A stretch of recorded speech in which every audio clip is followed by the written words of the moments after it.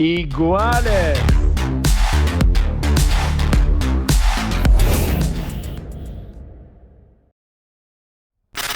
Taylor, welcome to the podcast here in the MUTUA Madrid Open in IGUALES. First of everything, how was life? How was this morning? How was the flight? How was Madrid? So far so good. I can't complain. I flew in yesterday, and then kind of just started getting ready for this week this morning. But yeah, feeling good. Had a solid week last week, and I can't complain. I mean, I can see you in your face and everything because we had Francis over here. Francis was jet lagged and He just flying. yeah. Yeah. I've been in Europe, so it's a bit different. But we were talking about before the cameras rolling. You used to play FIFA 17 back in the days. In my opinion, the best FIFA out there. It was the most into it I was for sure Yeah. that year. But How did you told me you were top 100 in the 1 week, yeah. I mean, it's still 1 week, but Yeah. still. You played it like Yeah. let's say weekly? I was injured around that time, and I had a lot of free time, and I had already played a lot of FIFA before, but I love like the competitiveness. So that obviously that year they introduced Foot Champs, which I thought was like the coolest thing ever. So I just got like super into it. So I played a lot that year, and then continued to play. I was pretty good the next year, but then I kind of just like played less and less, and couldn't accept that I just wasn't as good as I was before. So I get really frustrated when I'd go into my Foot Champs and like not start like 10-0 or something, and I would just like be breaking controllers, and I just like stopped. How many controllers have you broken, would you say? Oof. This is really bad, but probably like, if I had to guess, probably like 40, 50. 40. Yeah, 40 or 50. Oh, come on. Yeah, I had a massive hole in my desk. I slammed my controller through my desk. I think my record was a year I broke in 8 or 10, which was a lot, but I mean 40. Yeah, I'd be traveling with my PlayStation like on the road, and I'd have to like be going to stores every couple of weeks to get a new controller, so I'd break my controller.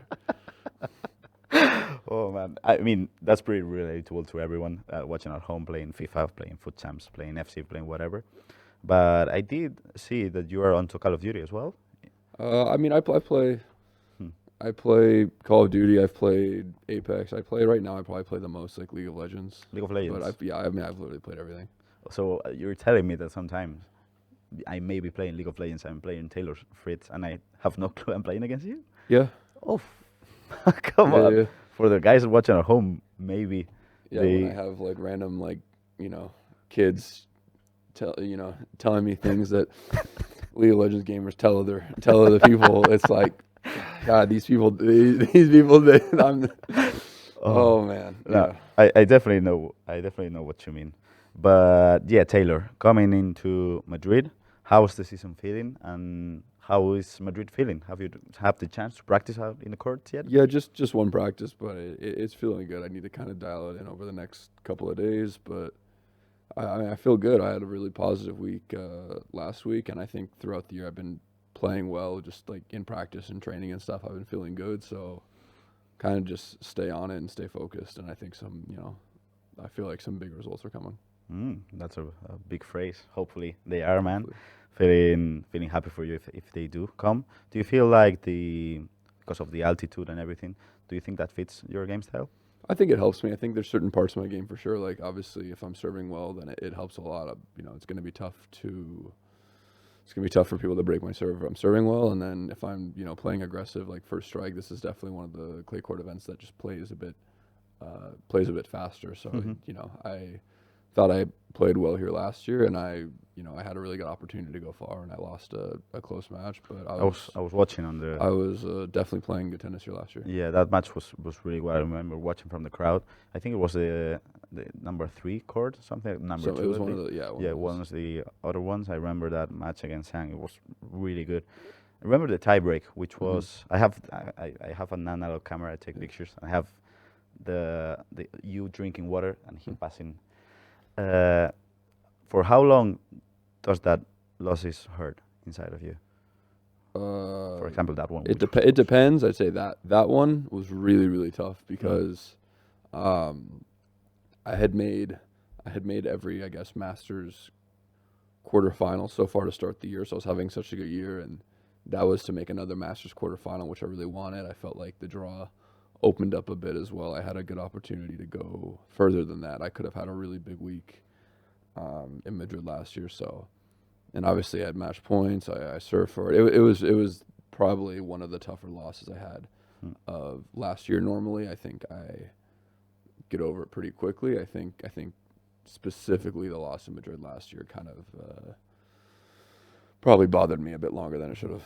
No, but you have another chance this year to make it right. I remember when you were talking with your box, you had an open space for a shot, and you went for it. And I remember the box was telling you to go for those shots. You missed it, but still you went to the box. I went for it. I still went for it. Do you think the box plays a huge part of the match when you're playing on those big tie breaks?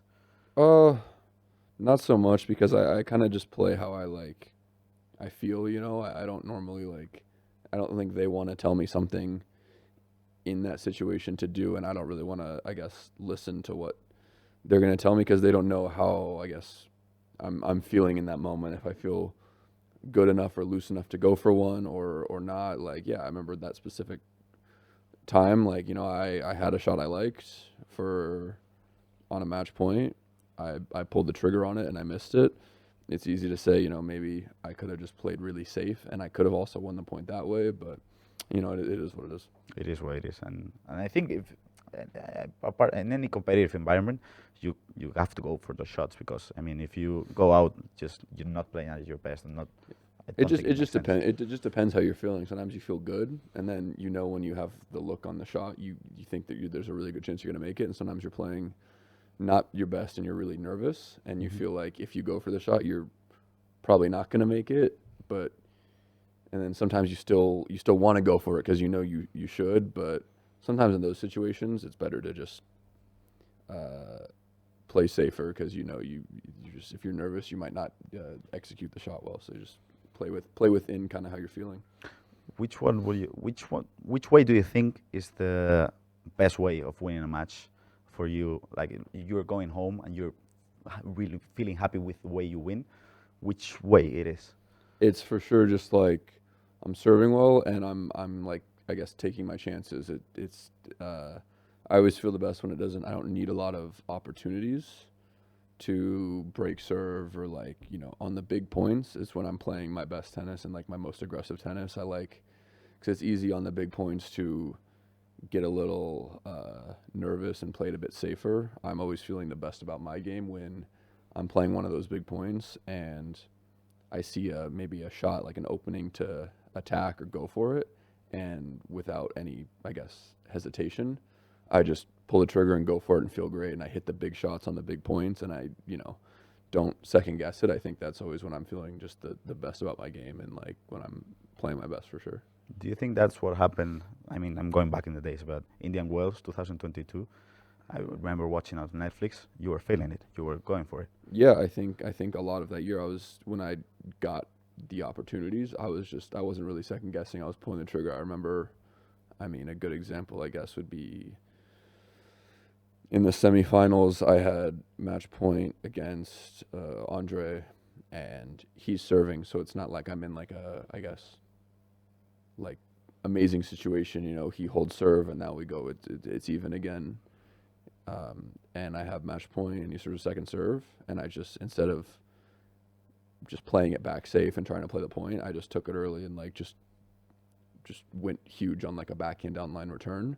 And it's stuff like that. What I mean, if I miss that, then I feel oh, I'm so stupid. I should have just played it safe. But when I'm playing my best, I don't even think about stuff like that. I just go for the aggressive shot and I make it. Where do you think is the build up to that situation? I think it's just confidence. It's just having the confidence in the shots, and having the feel you're playing well in practice, and you're feeling it in practice. So that you just know when you see it, you're not going to miss it. And even if you do miss it, you're not going to be upset about it, because you felt good about it. You didn't second guess it. That, oh, if I miss this, then it's a fluke. Mm-hmm. Definitely, I know what you mean. Talking about this season. We have the Olympics coming up shortly. Especially Olympics is big for everyone, but for the guys at the States it's even bigger. How do you feel coming up to that? Because I know it's not short; it's kind of midterm, but it's something you're looking for. Yeah, of course. I've opted out of playing the last 2 Olympics, so I'm really excited this time to finally go and just get that experience. And I think obviously playing at Roland Garros and it being on clay, it might not necessarily be my best opportunity for the Olympics, but I think that playing the Olympics once is really important for the next Olympics, which is going to be in the U.S. in LA on a hard court, which is like really great, I guess, conditions for me to play in. So I think that having the experience of playing one Olympics will help me a lot in the next Olympics as well. So I'm excited to go, just play for my country and have that whole experience. Are you thinking about playing doubles as well, maybe mixed? I'm planning on it. I'm not exactly sure how it works with getting in. If I could play, if I can play doubles and mix, 100% I want to play doubles and mix. I think mix is probably going to be. I think I'll have a really good chance to win a medal at mix. I think I'm a very good. We don't play a lot of mix, but when we do, I think I'm a very good mixed doubles player. Why do you think that's? I think that I can, just with my serve and my power, I think that I can kind of take over the court and make the other team uncomfortable with just being able to hit the ball big and kind of take over the court a bit. Is there any specific partner you would like to play with, or? I mean, I don't have any, honestly, I'll play with anyone. I think, again, I don't know how it works with getting in, but if I get the opportunity to play, I just play with anyone. Okay, so Taylor, I think unfortunately this time has come to an end. I mean, I would have loved to talk with you about League of Legends as well, the FIFA, the everything, and also all the insight you gave us about those clutch moments. I think was huge, and I think it's going to be huge for the fans watching at home. Is there any last words you want to say to the Spanish fans watching?